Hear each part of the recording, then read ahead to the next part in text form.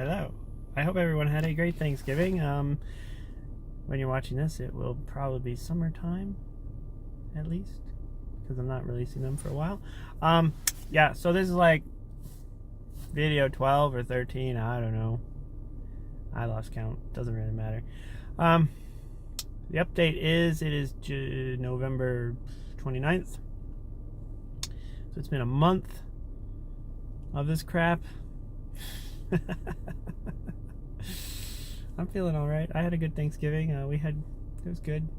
I didn't have to see up north people.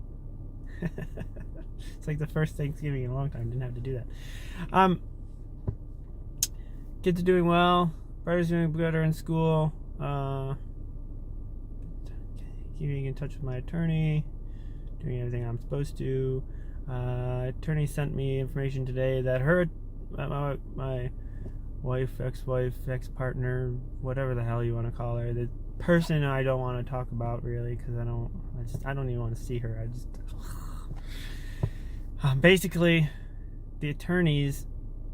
my attorney talked to her attorney, and her attorney said that she's missing in action. That's specifically what he said, missing in action. Hasn't heard from her in 10 days and hasn't even really been her attorney for much longer than that. So she's not responding to phone calls, text messages. I guess he's resorting to send things in the mail. If she doesn't respond soon, she won't have an attorney.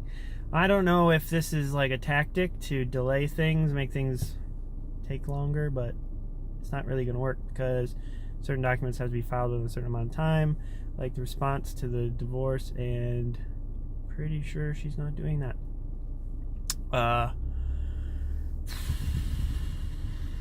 I've been paying all the bills, except for the ones that I can't log into because they're under her name, and under the PPO I can't do that. So I'm not. Hopefully she's doing it. Not my problem because I can't do it. It's hers. This is what she wanted. She did show up yesterday randomly right up the road from my dad's house, contacted my oldest son and told him that she wanted to drop stuff off and give hugs to the little kids. And so my oldest son asked me if that was okay, and I said, look, all contact has to go through the attorneys. That's just how it is. The only way we can do anything is through the attorneys. That's because she got a PPO, and that's because that's how she wants it. I don't want to get in trouble for some stupid thing because she said, oh, it's okay, I permit it, because it doesn't matter if she permits it. There is a PPO. She can't change the rules of the PPO. Only a judge can do that. So I am absolutely not having any contact with this person because that's what she wants. That's what she desires. Even when this PPO hopefully gets dropped in December, I still have no interest in contacting this person. I just want to get my kids back in their house, back to a normal life where they can have all their toys and their bedrooms in one place and feel comfortable and safe and continue on with their lives. She can go do whatever she wants. I don't care. I don't care what she does. I don't care. I never want to see her again. Ever. It's amazing how when you're inside of a situation, you only see it from your perspective, and your perspective is whatever world you're living in, whatever ideas you're thinking, or whatever, and you don't realize until you step outside. It's like you have to be outside of your body almost, which is basically what happens when you become aware of these things. It's like you pull yourself out of this dream world you've been in, and you look at it and you're like, this has been going on for a long time. She's been talking to my stepmom about divorce and how you knew it was the right time to do it, and since years ago. Like, could have saved me the effort and just done it years ago. Gosh, at least after Evelyn was born.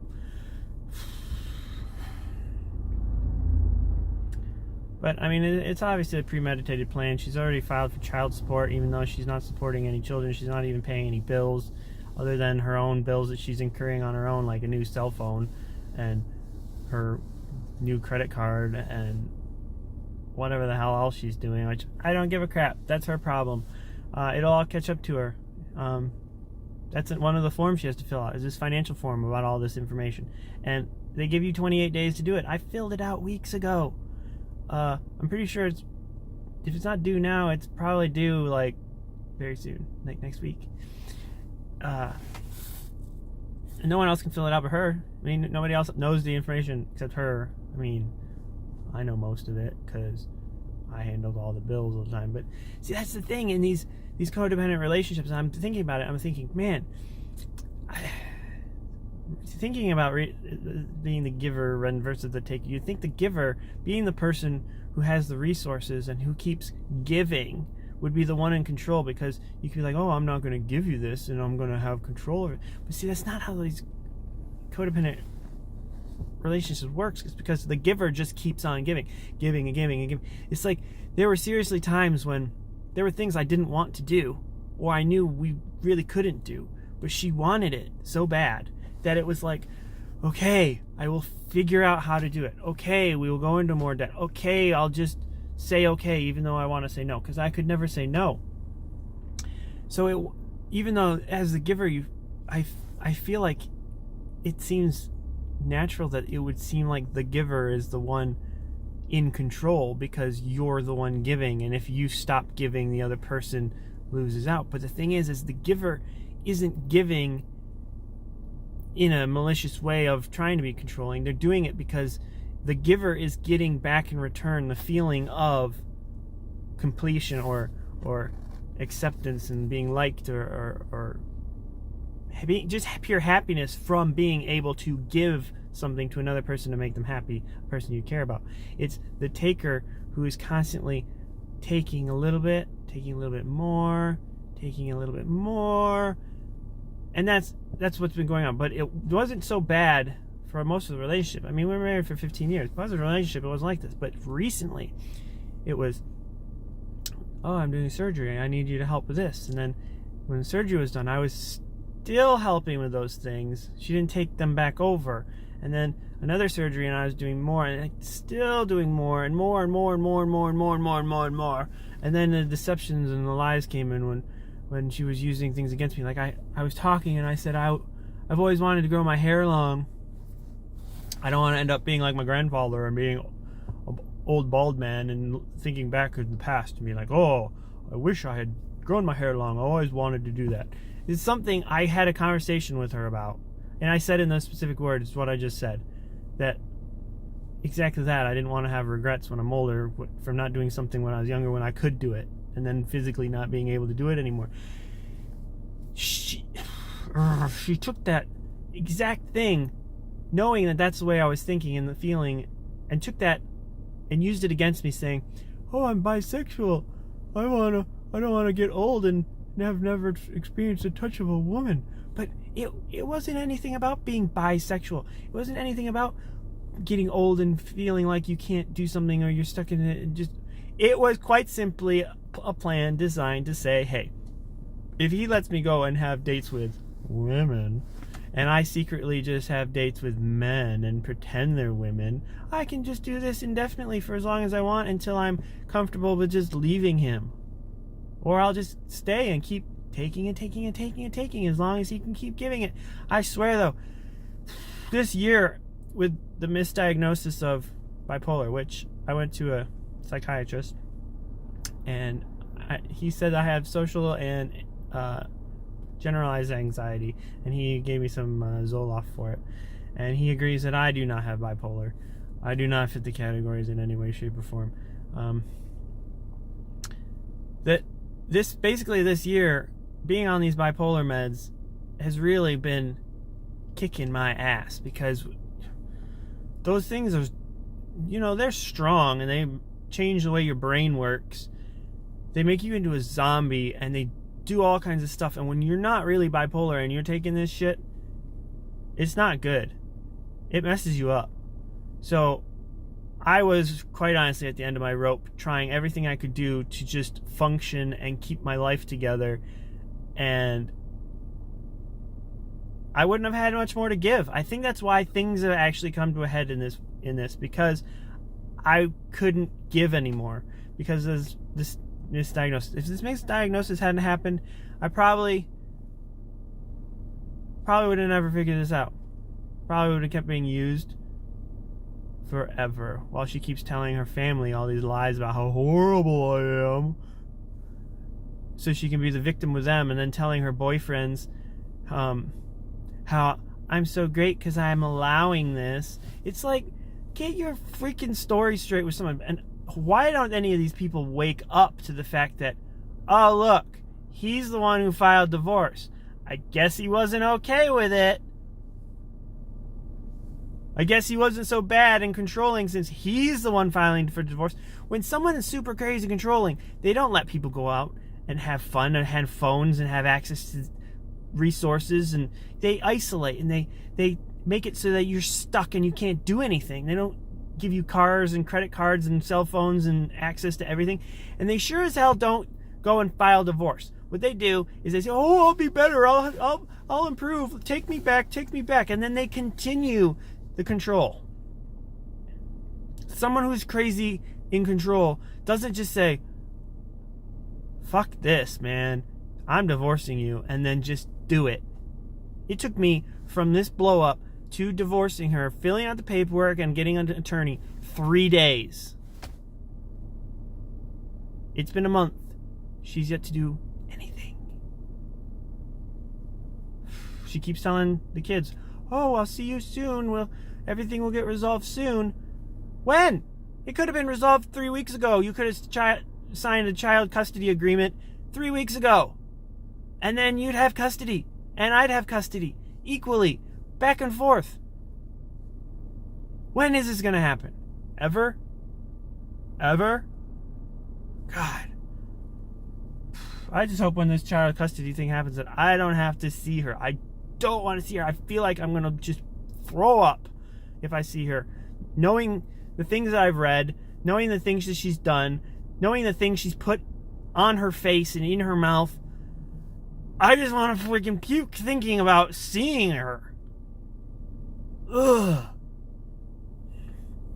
Oh, I guess I hear things from people. I'm not seeking it out, and I don't really care, but I guess it's useful. My son also said that she was quarantined or something for the week from work. I don't know if that means she has COVID or they thought she did. She was vaccinated, so I don't know. But it must suck when you're hourly and a new job and you don't get to work for a whole week. I mean, that's 25% of a monthly income. That must suck.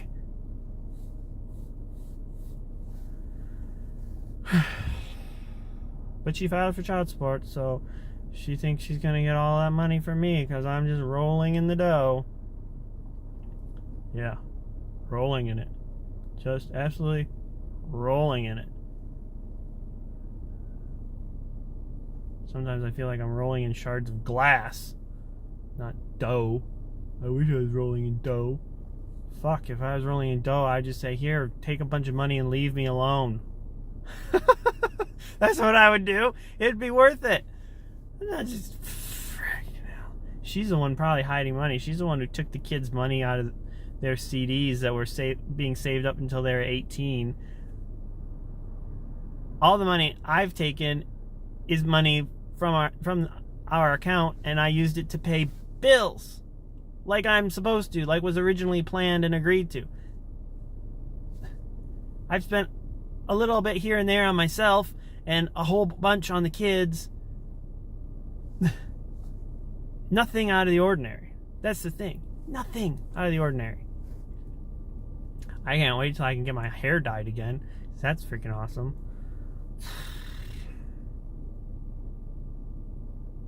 I even had my eyebrows waxed. If you can tell. I don't know. That was an interesting experience. I thought it was gonna hurt like hell, but the lady's like, I was like, oh, that's not that bad. It's kind of interesting. I don't know if I even see much of a difference, but I guess she trimmed it too. I don't know. Does it look different? I guess I should have taken a before and after, but I was never really that great at those find the differences things, unless they were like blatantly obvious, because some of them can be really, really freaking difficult, and I think the difference in what your eyebrows look like must be difficult. See, like, I don't like this hair color. The hairstylist called it cherry coke. Told my daughter I'd do freaking mermaid or rainbow colors or unicorn colors.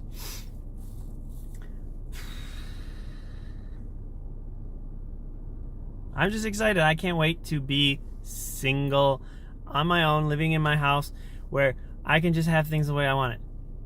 It sounds great.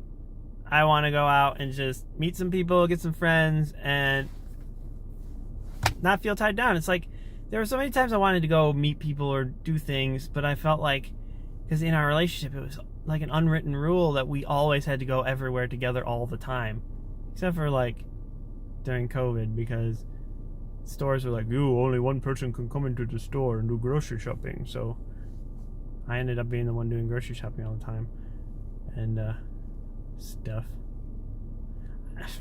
Maybe it's COVID that caused all this. I don't know. Maybe it's this misdiagnosis of bipolar, because I'm sure as hell not bipolar. I had a real psychiatrist, whichever one prescribes medicine, psychiatrist, yeah. And I have another appointment with him in a month, so that's cool. Still doing my therapy, and I'm feeling pretty good, honestly. Sitting here in Driveline, waiting for my kid to get picked up. And we saw the new Ghostbusters movie yesterday. That was fun. I cashed in some rewards points and pretty much got that for $2. That was awesome. And I just can't wait for summertime. Like, I've never wanted summer to come as badly as this time. Like, I usually am okay with enjoying winter time, but I swear this year I want winter to just go away and summer to get here, because I am going to be so freaking happy when it's summertime. I am just, it's going to be great. It's going to be freaking awesome. Just have everything the way I want it. Have like my bedroom, and it will literally be mine. My bedroom. It'll be fucking awesome.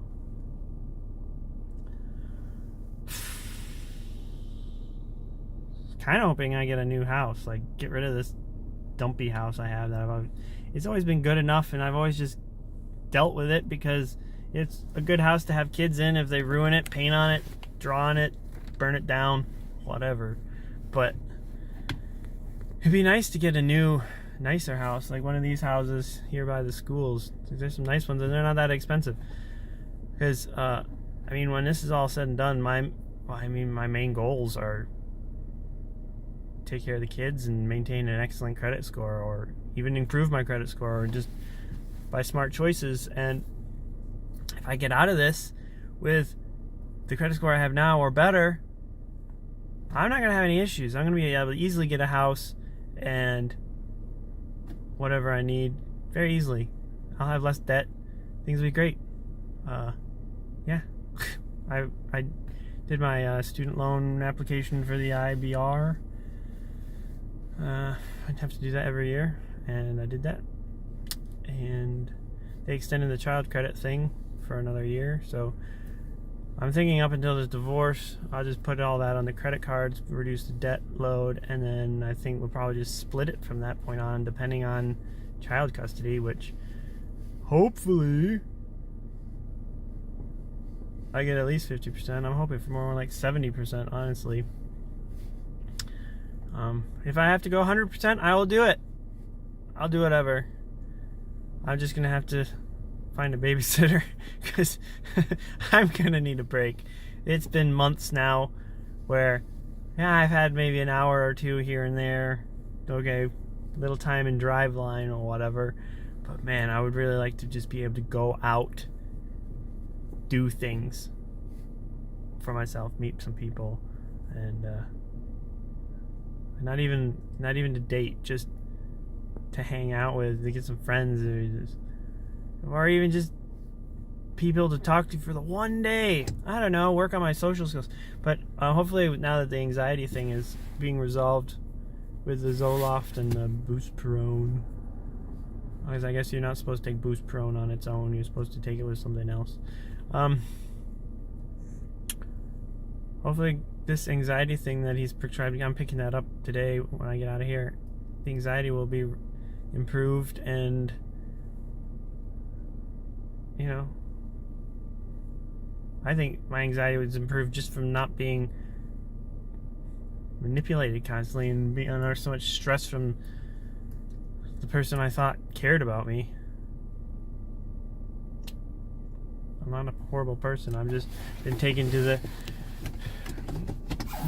advantage of, and it sucks. But I have nothing else to say, so have a good day and talk to you next time.